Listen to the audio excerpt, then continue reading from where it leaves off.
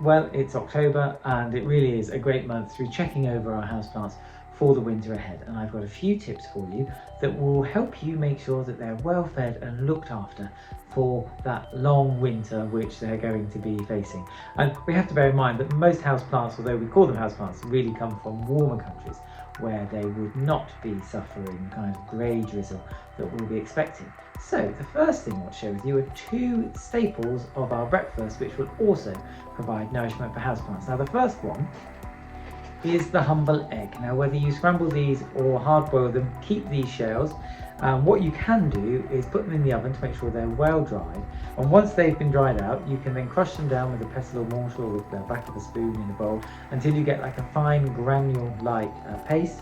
And once you've got that, the eggshell is really good to feed certain plants like orchids. So if you mix that, sprinkle it over the top and then water over with cold water that's been boiled in a kettle, that will really give the orchids and the whole orchid family a really good boost of health.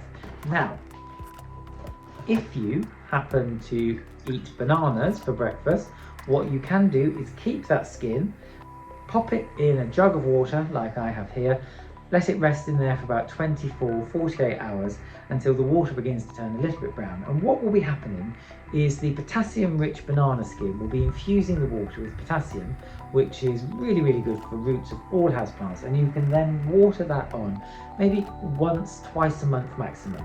Now, it's important not to overwater because the banana skin will attract flies if you do too much, so don't be over zealous with it. And once you've used the water, you can place that skin into your recycling or compost bin, and that will work an absolute treat. Now, whilst you're looking around your houseplants, you may notice that they have a little bit of black fly or green fly, and if they've got that, what you can do is using a pressurized spray bottle like this, or an old water bottle that you've used the water from and you pierce the top. Fill that with fresh mint and water, let that rest for 2 or 3 days, and then drizzle that over the foliage of your houseplants. So if you're going to do that, put it in the bath or a sink so that you don't get everything wet, and do that 2 or 3 times a week until the pests have cleared up, and that will really help. And it will make a really good kind of antibacterial, anti-insecticide spray for your plants.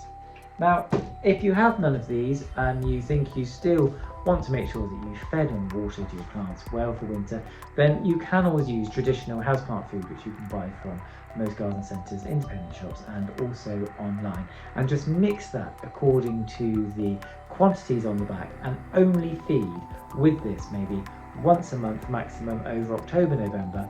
Rest in December, January, February, and then start again in March with either this or the other things that I've shown you, so that you get the absolute best from your houseplants over the coming winter.